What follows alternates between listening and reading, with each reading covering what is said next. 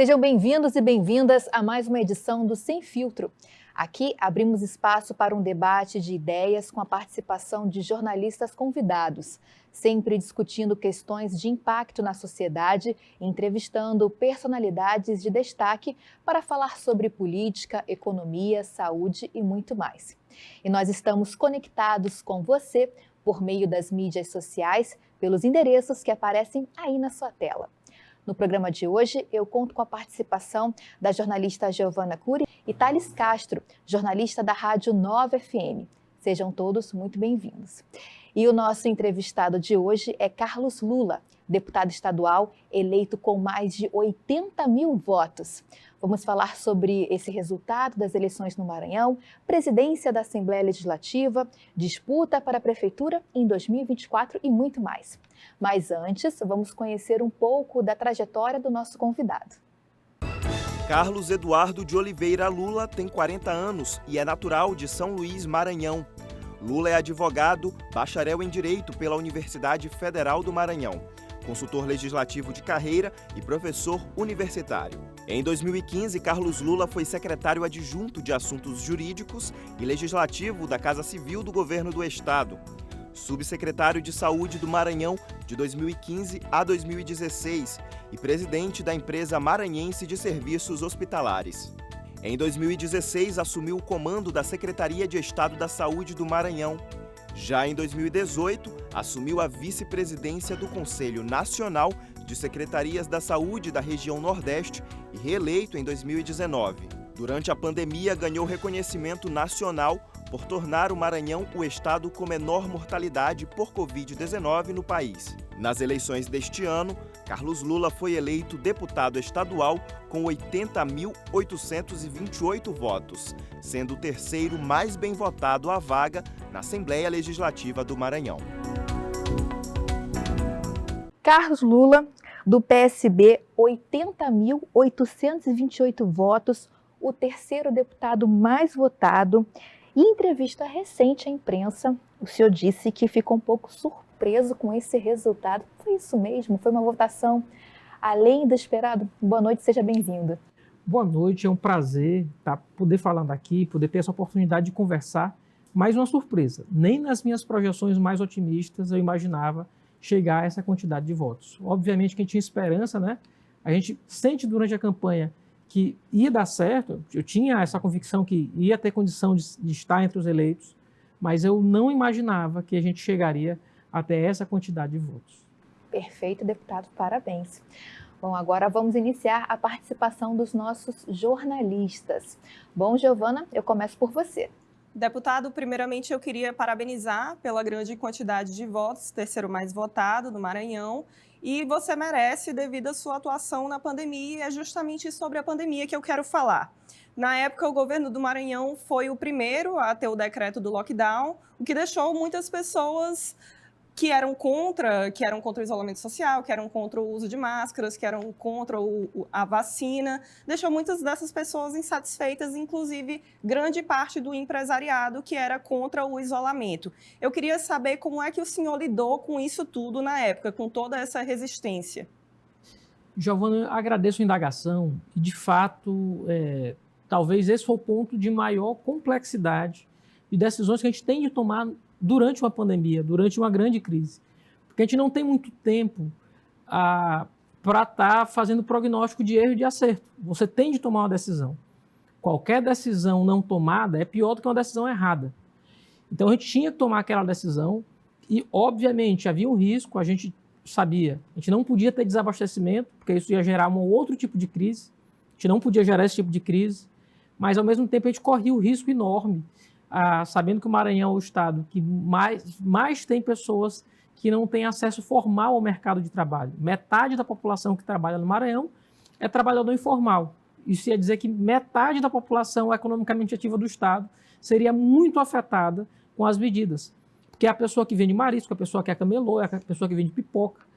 É essa pessoa que ia ser afetada seriamente com uma medida desse tamanho. Mas, ao tomar aquela decisão, apesar de difícil de ser tomada, de fato, era a decisão necessária para preservar vidas.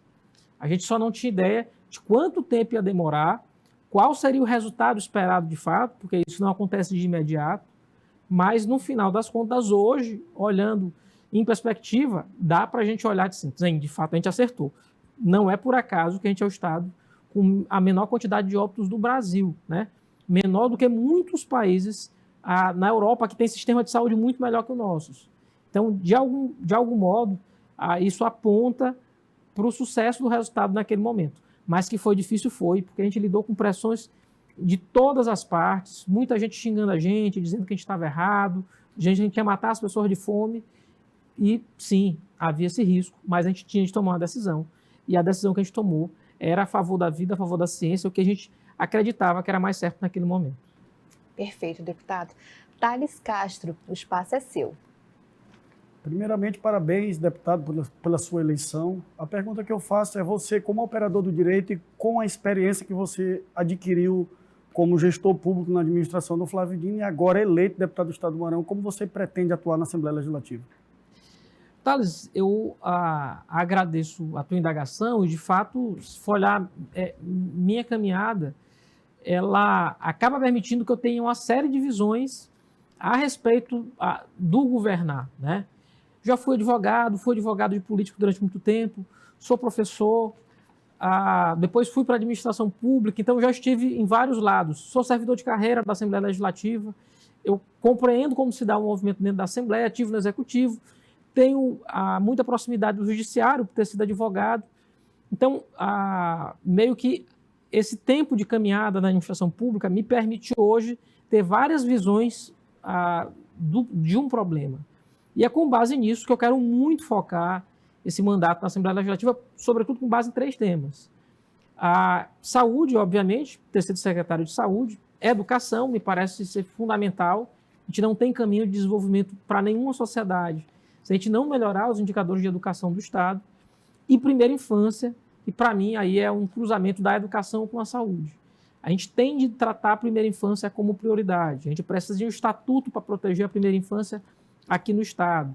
Quando eu estou tratando de crianças de 0 a 6 anos, eu também estou tratando de uma grande quantidade de lares do Maranhão, que são os lares compostos por mulheres que cuidam sozinhas dos seus filhos.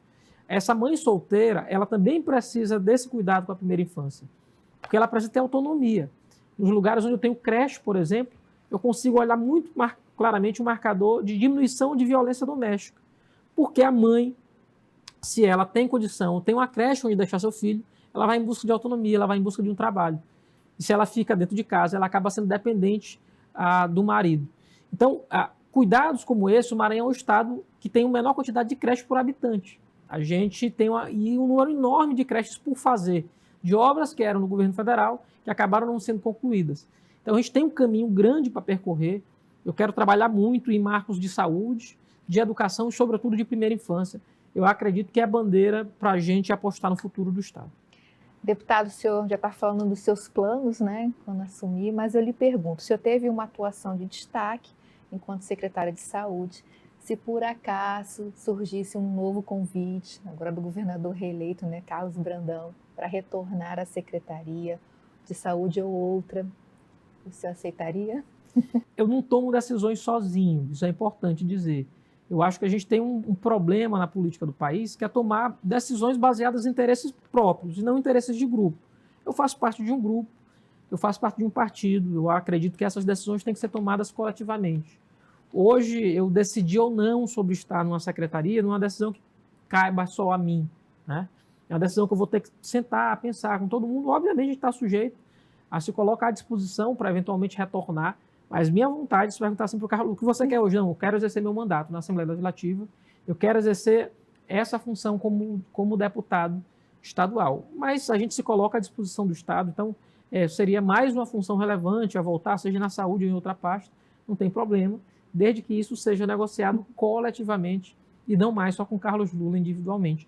Eu acho que esse sentido coletivo é o que vai pautar agora minhas decisões daqui para frente. Eu era o Carlos Lula, professor, advogado. Hoje eu sou parte de um grupo, parte de um partido político. Eu acho que a gente tem que pensar coletivamente assim. Então, decisões como essa são difíceis eu dizer sim ou não.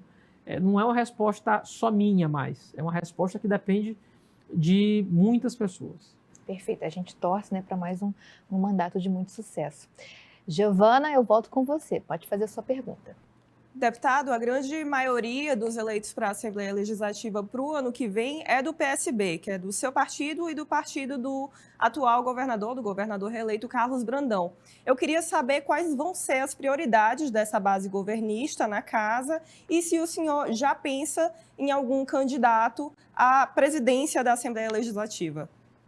Então, Giovana, eu acho que assim, há um ponto que é fundamental. O PSB elegeu 11 deputados, né?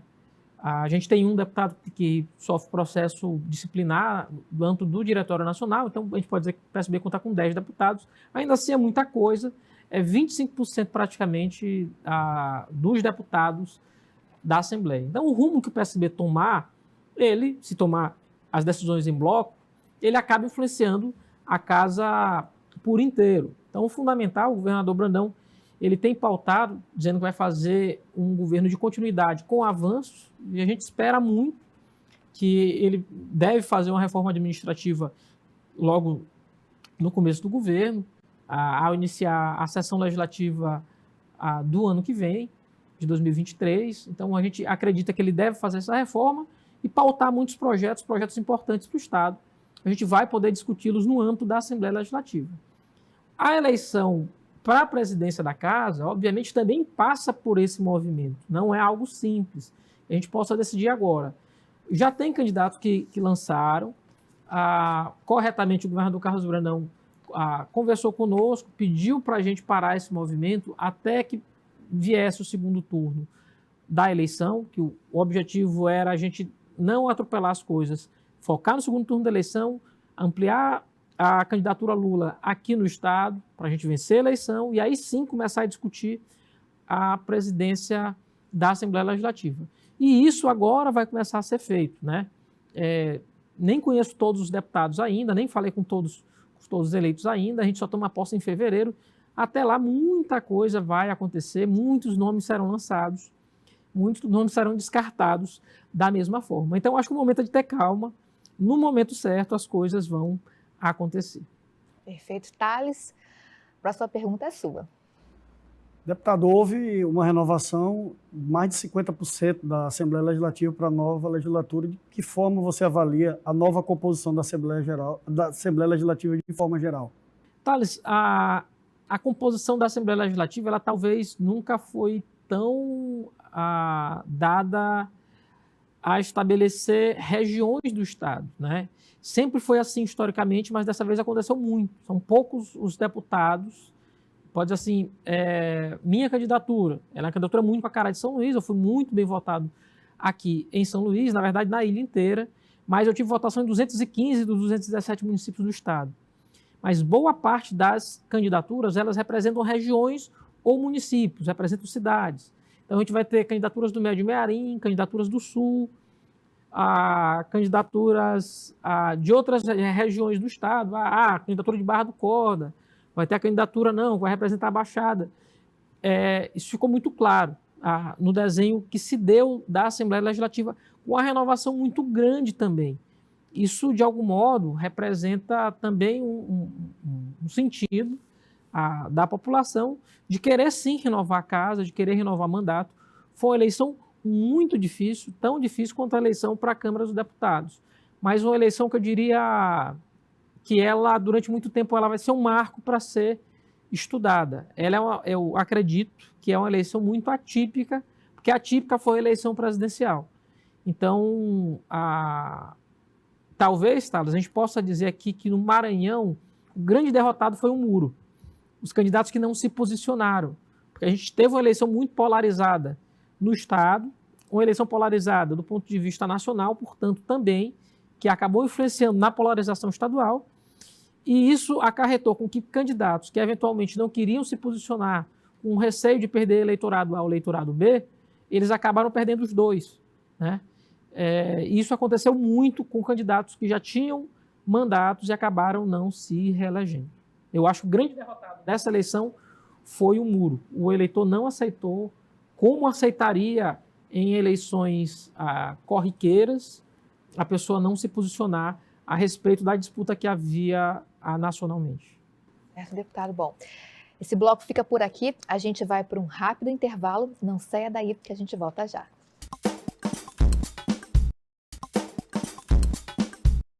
Estamos de volta com o Sem Filtro e o nosso entrevistado de hoje é Carlos Lula, deputado estadual eleito.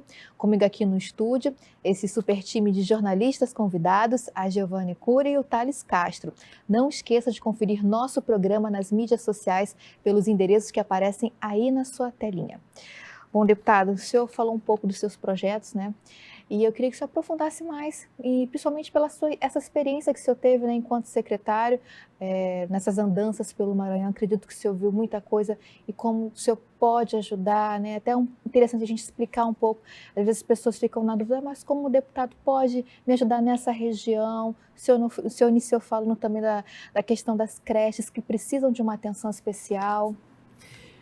Eu acredito que assim, há temas que são urgentes. Óbvio que o Maranhão tem uma série de urgências, né, do ponto de vista econômico, social, mesmo de desenvolvimento do Estado. A gente precisa gerar renda, precisa gerar emprego para as pessoas, que as pessoas tenham condição de se formar, sobretudo se formar.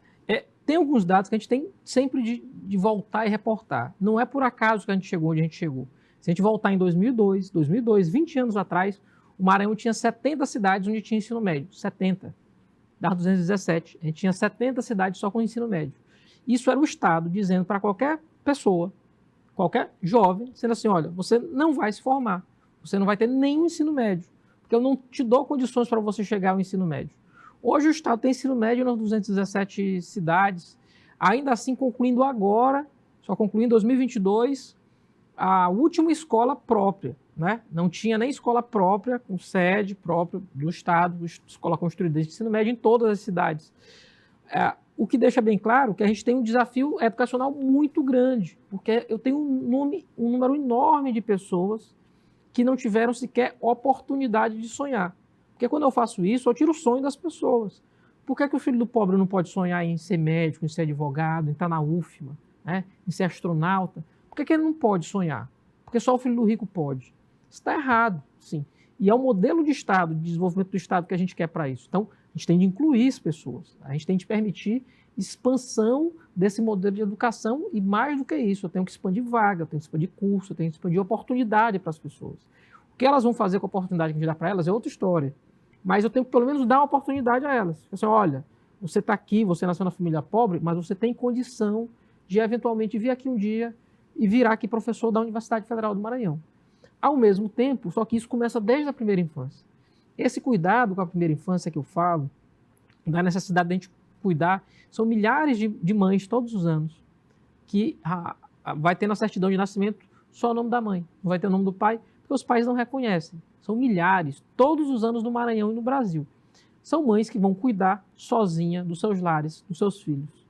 E a gente tem de cuidar delas e cuidar dessas crianças. Então, assim, creche, qual a importância da creche? A creche não é só para a criança, a creche também é para a mãe. Para ela poder trabalhar durante o dia e voltar no final do dia e saber que o filho dela vai estar bem cuidado. A gente inaugurou 2 creches em São Luís nos últimos, 30 anos. E foram creches do Estado. Políticas que não eram para ser desenvolvidas pelo Estado. Eu participei de ambas, são creches em tempo integral, bilíngue, né? Um na Liberdade, outra no centro. São creches sensacionais. As crianças vão ter acesso não só à educação, mas também à saúde, né? Porque a gente fez isso, Secretaria de Saúde e Secretaria de Educação, desenvolvendo juntas. Eu tenho certeza que as crianças que conseguiram acesso àquelas vagas dessa creche, elas vão ter um desenvolvimento muito melhor, em outro patamar, em relação às crianças que não têm essa oportunidade. Então, a gente tem que dar oportunidade para todas essas crianças. E a mãe voltar ao final do dia e ter certeza, voltar do seu trabalho, ter certeza que seu filho está bem cuidado, que seu filho está estudando, ele entra na escola já para se alfabetizar, ele já sai alfabetizado praticamente da creche, ele já vai para a primeira série do ensino fundamental, já em outra condição, né? Infelizmente, dado do Brasil, às vezes o aluno chega na 5ª, 6ª, 7ª série do ensino fundamental, ainda sem conseguir ler, ou muitas vezes sem compreender um texto. Sim. O aluno que tem acesso a uma creche dessa, de boa qualidade, com professores que tenham condição, ele vai ter outra condição de desenvolvimento. E eu estou apostando nele porque eu sei que esse aluno teve condição, que teve acesso à educação melhor, ele vai ser cidadão melhor no futuro, porque ele vai ter acesso a outra base e outro nível educacional. É só assim que a gente desenvolve o Estado. A gente, lógico, precisa de outras políticas que existam em conjunto, mas essa base de educação firme, forte, eu tenho que ter no Estado, porque sem ela eu não consigo chegar a lugar algum. Perfeito, deputado. Thales Castro, eu inicio essa rodada de perguntas com você. Deputado, com o fim das coligações proporcionais e com a inauguração desse novo formato eleitoral vigente que aconteceu desde 2020, como é que você avalia esse formato depois de ter disputado as eleições de 2022 e era como você imaginava o formato? Thales, a gente tem um problema ainda, um problema gerado, já experimentado nas eleições municipais e na verdade, assim, a gente não tem tempo de se acostumar com o formato de eleição no país. Porque de 2 em 2 anos a legislação eleitoral ela sofre mudança. Digo eu que sou professor de direito eleitoral, autor de livro de direito eleitoral, eu tenho um livro de 1000 páginas que eu praticamente desisti de atualizar, porque eu posso jogar ele praticamente todo fora. Porque em 10 anos, no patamar de 10 anos, praticamente tudo se alterou.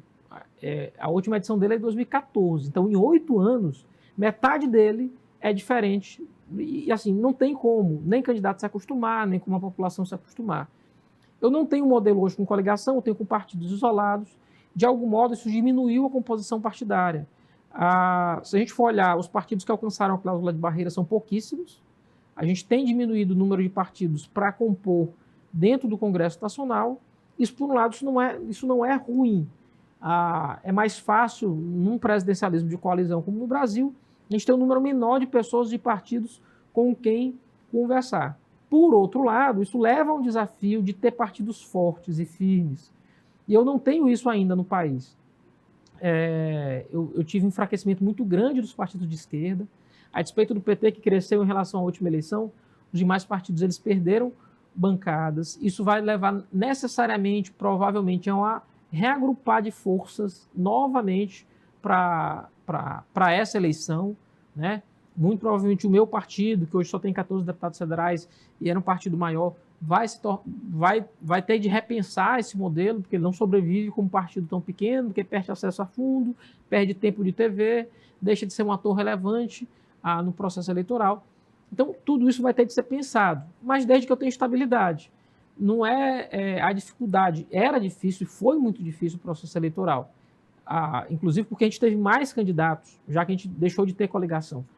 Mas, sobretudo, eu preciso ter estabilidade do processo eleitoral, algo que eu não tive. Eu não te dou certeza se daqui a 2 anos, se daqui a 4 anos, eu vou ter a mesma legislação para reger as próximas eleições. E isso é um problema para o Brasil. Então, assim, não dá para a gente ficar experimentando de 2 em 2 anos. Seria ideal que o Congresso pudesse parar um pouquinho, ter mais estabilidade do processo, para a gente ver o que vai acontecer em 10 anos. E daqui a 10 anos a gente pensar em outro modelo, né? Mas de 2 em 2 anos não dá para ficar experimentando. Esse experimentalismo eleitoral do Brasil, até agora, apenas tão somente afeto aos casuísmos. Casuísmo de eleição em eleição.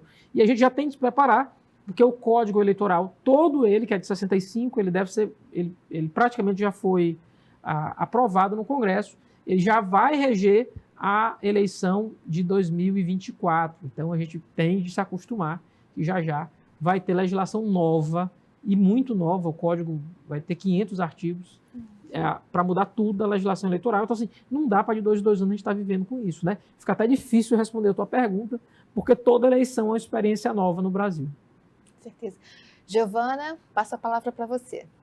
Deputado, no Brasil, atualmente, depois dessas eleições e há alguns anos já, a gente vê o crescimento da extrema-direita radicalizada no país. A gente está vendo agora com as manifestações que estão acontecendo nas estradas e também manifestações que estão acontecendo nas cidades.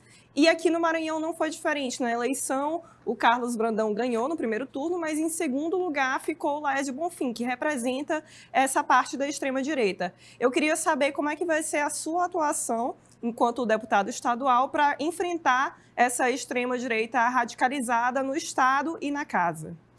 Giovana, até para que ninguém tenha dúvida, eu me considero uma pessoa de esquerda, tá? Sempre estive desse lado, dessa margem do rio, e dela nunca me distanciei. Ainda que seja uma pessoa muito ponderada, não sou, por assim dizer, um radical, mas tenho para mim que o valor da igualdade é primordial, é um fundamento da minha atuação na política. Se a gente voltar lá para os clássicos, o pessoal agora tem preguiça de ler, mas voltar lá para Norberto Bobbio, Destra e Sinistra, o direita e esquerda na tradução brasileira. Lá está as bases da chave da gente saber o que é ser de esquerda, o que é ser de direita. Enquanto deputado de esquerda, mas com bases democráticas, defensor da Constituição, vou me valer de todos os experimentos que a gente tenha, das armas legítimas que se tenha, para combater a extrema-direita. Porque ela não tem nenhum compromisso com o Brasil, não tem nenhum compromisso com a Constituição, e sua pauta não faz nenhum sentido. Eu acredito que um erro que a esquerda teve, ainda em 2014, ainda em 2018, quando o Bolsonaro se elegeu, foi acreditar que o bolsonarismo não passaria daquela caixinha lá de comentários do site que a gente não queria abrir, para não olhar o pessoal se xingando. Aquela caixinha de comentários ambulante, ela tem ressonância na sociedade. E eu acho que o principal ponto é, ainda que o Bolsonaro eventualmente não venha a ser candidato de novo, o bolsonarismo existe enquanto força na sociedade. É como a gente vai desligar essa chave. Porque não dá para a sociedade viver o tempo todo com receio de um golpe que se tente fazer, de uma instituição que não se quer preservar, de uma força militar que quer fazer insurreição. Não dá para viver dessa forma. E isso não é algo isolado do Brasil. Deus, pátria, a família é o mesmo lema da extrema-direita que acabou de vencer eleições na Itália. Então, assim, a gente tem que ter calma, mas, ao mesmo tempo, entender que esse é um movimento com base mundial, não é algo só do Brasil. O Bolsonaro, ele representa um expoente para boa parte dessas nações e, portanto, desse campo, mas a gente tem de saber combater e ganhar as eleições. Eu acho que o principal meio de combater a extrema-direita é fazendo um governo muito bom para as pessoas. Que o governo Bolsonaro foi um desastre. Ele tem argumento, ele sabe fazer campanha, mas eu desafiei a campanha toda e ninguém veio me dizer. Eu queria 3 obras que ele iniciou e terminou no governo dele. 3 obras só, grandes obras para a sociedade brasileira que ele tenha iniciado e terminado do governo, e ele não tem, porque ele não tem o que mostrar. Eu acho que o principal meio de combater a extrema-direita é fazendo um governo de coalizão democrática, não é um governo de esquerda, mas é um governo que tem um partido de centro-esquerda, como o PT, mas tem muita gente ampliando, republicano, democrata, todo mundo junto, fazendo um governo que melhore a vida das pessoas. Porque, sobretudo, as pessoas elas tomam decisões com base na sua vida. Se a vida delas melhora, elas, com certeza, vão querer continuidade dessas políticas. E isso, para mim, é fundamental. É fazer um bom governo. Talvez seja a melhor forma da gente combater a extrema-direita. Deputado, a vitória, então, do presidente Lula, né, com certeza está sendo muito bem vista aqui no Estado. E eu queria saber também do senhor, como é que, em termos de projeto, porque o senhor falaste da educação, uma bandeira que você defende a saúde, né, defendeu muito bem à frente da secretaria também, mas tem uma bandeira muito importante, que é combater a fome. Então, como é que o senhor pretende também atuar em busca dessa bandeira, buscar parcerias também com o governo federal? Eu acho que o fundamental é a gente entender que as pessoas passam fome.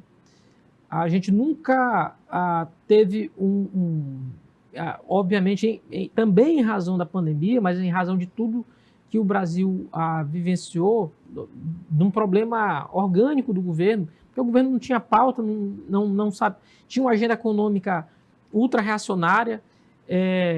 Isso acabou gerando consequências de ordem social, muito específicas. Obviamente, a gente veio, não é só o governo Bolsonaro, são 6 anos, né? A gente veio desde o impeachment da presidente Dilma, o Brasil entrou num furacão que aparentemente agora a gente quer dele sair. São 6 anos de muito problema, o Brasil sem crescer economicamente, o Brasil sem conseguir gerar emprego. Então, para a gente conseguir retomar isso, a gente tem que ter estabilidade. Eu acho que o primeiro ponto é esse.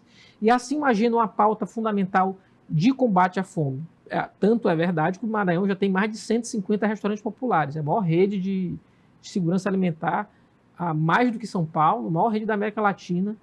É caro fazer isso, né? Mas é essencial fazer no momento em que as pessoas passam fome. Dentro dos projetos que eu já tenho pensado para pautar na Assembleia Legislativa, aí já estou dando um spoiler aqui, tomara que ninguém roube ele, mas é que a gente possa, durante as férias escolares, continuar ofertando merenda escolar. Perfeito. Eu acho que isso é fundamental. Sim. No momento que a gente vive. A escola, obviamente, tem essa função também de integrar, né? E durante as férias escolares, a gente tem muita criança que passa fome. Então, um dos projetos de lei que a gente vai pautar também é poder trabalhar essa parte nutricional para a gente, obviamente, ter ingredientes aí da agricultura familiar que possam compor a merenda das crianças para tornar mais barato, mas ao mesmo tempo que a gente possa ofertar isso também durante as férias escolares. Eu acho que isso é uma agenda fundamental para hoje, porque as pessoas passam fome, e eu vi muita gente passando fome, sobretudo foi uma campanha eleitoral em que a pauta mudou. Eu que vivo campanha eleitoral há muitos anos, por ter sido advogado de candidatos, vi que a agenda das pessoas mudou. As pessoas pediam, de fato, cesta básica. Isso fazia muito tempo que eu não via um pedido tão grande, num volume tão intenso, das pessoas pedindo cesta básica. Não era nem para doar, era para si mesmo, porque elas estavam passando fome. Certo, deputado. Bom, a gente fecha agora o nosso segundo bloco e depois do intervalo tem mais. Não saia daí, a gente volta já.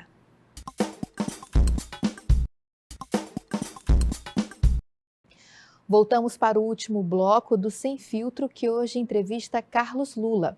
Lembrando que esse programa também está disponível no nosso canal do YouTube e nas mídias sociais.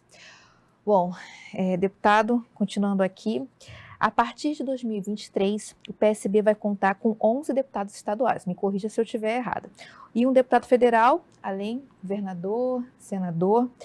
De que forma esse fortalecimento do PSB vai ajudar o Maranhão também no próximo ano? O PSB não é que ele tenha apoiado o presidente Lula. O PSB faz parte da chapa do presidente Lula. Sim. O vice-presidente Geraldo Alckmin, que muito honra a gente ter saído do PSDB, ter entendido o momento que o Brasil passava, ter vindo para o PSB para formar essa grande coalizão, inclusive é o condutor da transição governamental.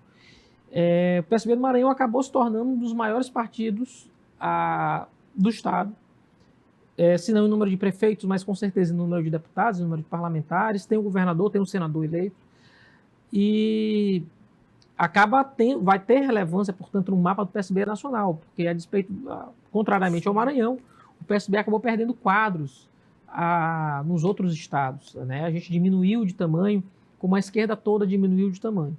Mas o Maranhão vai ter relevância no cenário nacional, tenho certeza disso. E o PSB vai ter relevância. É importante a gente entender a necessidade da gente ter projetos coletivos e não individuais. Não é o interesse do Carlos Lula, né? Mas é o que pauta coletivamente o PSB no Maranhão para a gente poder levar para a Assembleia, para a gente poder levar para o Congresso. E mais do que isso, formar quadros. Esse é um problema histórico dos partidos no Estado. E eu quero também ter tempo para me preocupar com isso dentro do PSB, que é formar quadros para o futuro. A gente tem que ter política de formação de pessoas, política de formação de gente, que eventualmente não vai estar disputando mandato, mas vai poder formar um quadro na administração, para a gente ter melhores prefeitos, ter melhores vereadores, né? Para a gente ter juventude participando. Sim. Mas a gente tem de se preocupar em formar gente, formação de líderes, formação de gestores. O partido tem de voltar a se preocupar com isso. E eu acho que isso é fundamental. Então a gente tenta retomar o PSB, estava um pouquinho esquecido no Estado. Ele tem condição de ser maior, inclusive do ponto de vista eleitoral, eleger mais prefeitos, eleger mais gente, mas sobretudo formar pessoas, formar quadros. Formar quadro é essencial para a continuidade das políticas públicas no futuro. Giovana Cury, eu inicio esse bloco com você.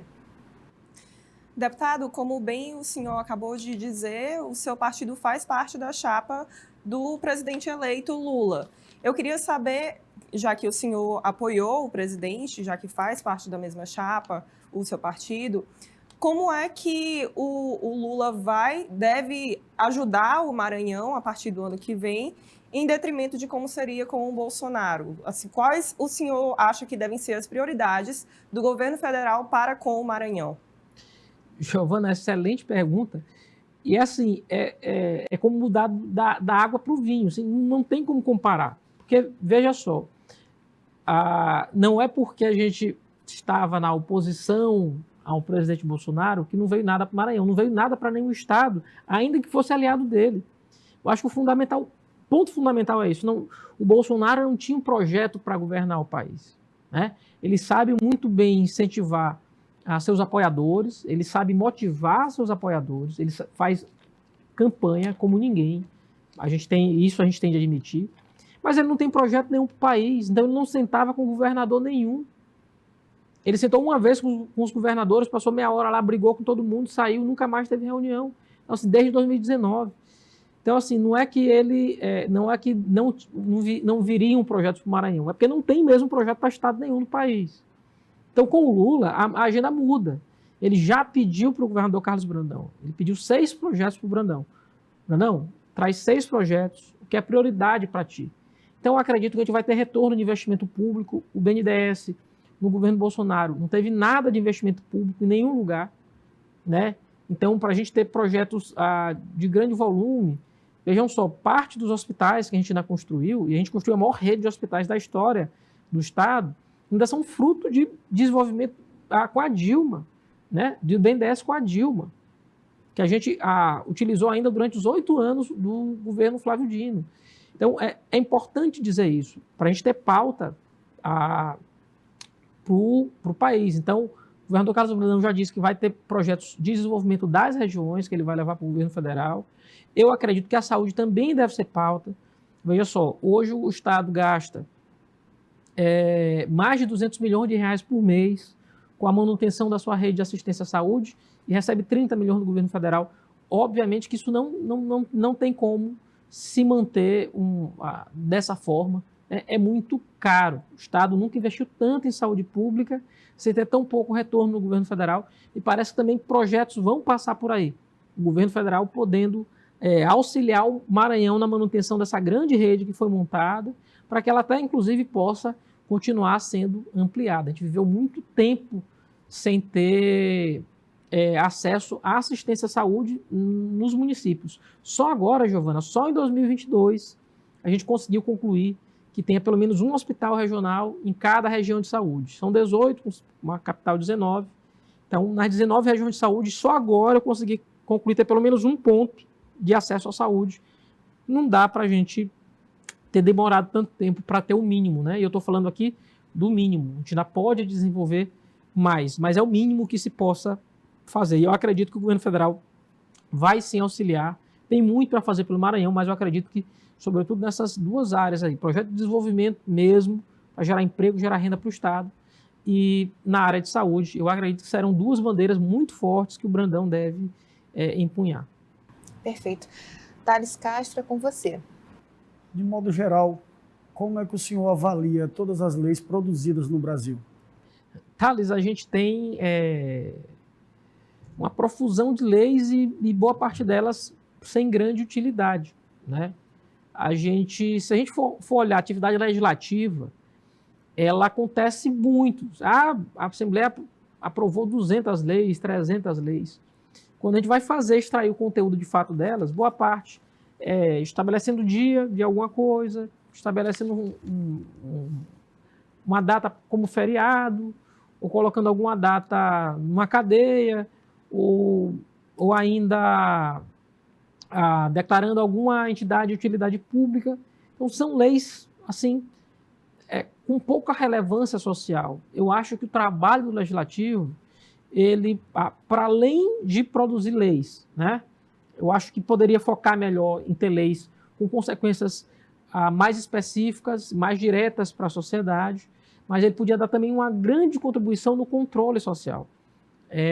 Obviamente, a gente tem que ter controle da sociedade diretamente, por meio dos conselhos, com a população diretamente, cobrando inclusive do próprio legislativo, mas o próprio legislativo poderia contribuir mais com a sua atividade de controle, né? Ela não precisa ser só do Ministério Público, do Tribunal de Contas. A atividade de controle parlamentar, ela é fundamental. Fazer visita a um hospital, fazer visita a uma escola, entender como está funcionando, cobrar para que funcione melhor, isso é importante. É importante os parlamentares estarem presentes no dia a dia dos órgãos, para ver se está funcionando, porque tem evasão escolar mais em uma região do que em outra, o que está acontecendo, porque eu tenho mortalidade mais em uma região do que em outra, o que é que eu posso fazer para atuar aqui?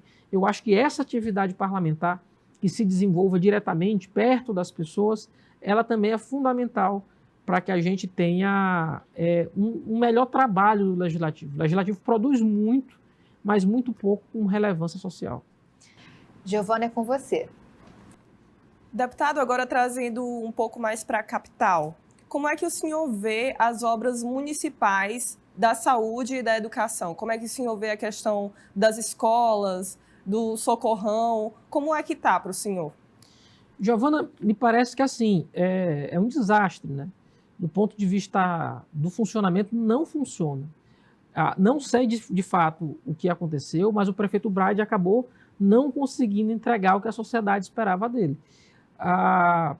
Eu me recordo bem aqui, a gente está em 2022, né? A gente tem perda de alunos de 3 anos. Eu tenho escola que no final de 2022, desde a pandemia, está fechada. Então passou 2020, passou 2021, passou 2022 inteiro, né? E está se fazendo edital agora para licitar a reforma dessas escolas. Qual é o prejuízo que a gente vai ter para essas crianças que passaram 3 anos longe da escola? A gente vai conseguir trazer essas crianças de volta? 3 anos a criança sem estudar. Olha a perda que ela teve. Imagina uma criança com 9 anos, ela vai estar agora com 12. Ela está voltando lá para o 4º ano do ensino fundamental ainda. Ele vai ter condição de voltar, a gente vai perder essa criança, vai perder boa parte dessas crianças. A perda é incalculável. A perda para essas crianças é incalculável, né? Perdeu 2020, perdeu 2021 e perde 2022. Em boa parte, e a sociedade devia estar gritando em razão disso, né? Mas está passiva, né? Eu não vejo nenhum protesto em razão disso. Era para ser um absurdo, era para ser um escândalo. Da mesma forma o que tem acontecido na saúde municipal. É um problema grande. Uma das últimas caminhadas que fiz ainda durante a eleição foi no Coroadinho. Eu passei em frente à unidade mista do Coroadinho. Os funcionários saíram da unidade, quando souberam que eu estava na rua, saíram da unidade para dizer que não tinha medicação. As pessoas não podiam internar porque não tinha medicação. Se quisesse, as pessoas saíam, tem 2, 3 farmácias em frente à unidade. Se quisessem, eu comprar a medicação ali em frente para eles poderem fazer alguma coisa que não tinha medicação na unidade mista. Então, assim, não dá para conviver dessa forma. Quem conhece o Hospital da Criança, quem conhece a realidade dos socorrões, sabe do que eu estou falando. Então, assim, é indigno, né? E a promessa foi que ia melhorar, que ia ficar bem melhor, que isso, que aquilo outro. E acabou, infelizmente, isso não acontecendo. Me parece que o sentimento é de frustração, seja em relação à saúde, seja em relação à educação, seja em relação ao próprio comportamento da gestão da Prefeitura de São Luís. Então, me parece que a gente tem aí um problema que ainda não gerou insatisfação da sociedade. Bem, o prefeito não tem bem uma oposição, né? Não há alguém que esteja gritando em relação a isso, mas isso precisa ser dito com todas as letras. Não é questão político-eleitoral, é a questão da sociedade. Não dá para conviver com esse tipo de realidade. Deputado, para a gente encerrar, o que os eleitores podem aguardar agora de Carlos Lula como deputado estadual? Eu acho que pode aguardar de mim muito, muito trabalho. São mais de 80 mil votos. Isso aumentou muito minha responsabilidade são 215 cidades. Muitas cidades eu sequer visitei. Eu não sei quem eram as pessoas que estavam pedindo voto, que votaram para mim lá, né? Então, eu quero muito poder, assim, não decepcionar as pessoas, né? Poder cumprir isso com muito trabalho, com muita determinação. Eu tenho dito, inclusive, que meu mandato já começou, né? Desde o primeiro dia, depois do resultado das eleições, o mandato já começou, já estou trabalhando, já estou vendo o projeto que a gente vai tratar. A gente só toma posse em fevereiro, mas até lá, o que a gente puder atuar, o que a gente puder construir, ajudar a construir, né? Para quando chegar na Assembleia, já chegar desenvolvendo, já chegar traduzindo em resultados, para garantir mais direito, garantir desenvolvimento, garantir uma vida melhor para as pessoas. Isso é fundamental. Eu acho que esse é o dever de todo político. Obrigada, deputado. Bom, nosso programa de hoje fica por aqui. Eu quero agradecer novamente a participação dos nossos jornalistas convidados de hoje, a Giovana Cury e o Thales Castro, que é jornalista da Rádio Nova FM. Bom, Carlos Lula, tem mais alguma última consideração que o senhor queira fazer? Eu acho que a última consideração é a gente ter esperança, né? Apesar de tudo que o país viveu, apesar da convulsão social que a gente ainda vive, a gente não pode perder a esperança. E resgatar essa esperança no coração das pessoas de que o SUS pode dar certo, de que o Maranhão pode dar certo, que eventualmente até o Brasil pode dar certo, né? A gente tem resultado para mostrar, a gente tem resultado social para dizer assim, olha, a vida das pessoas melhorou.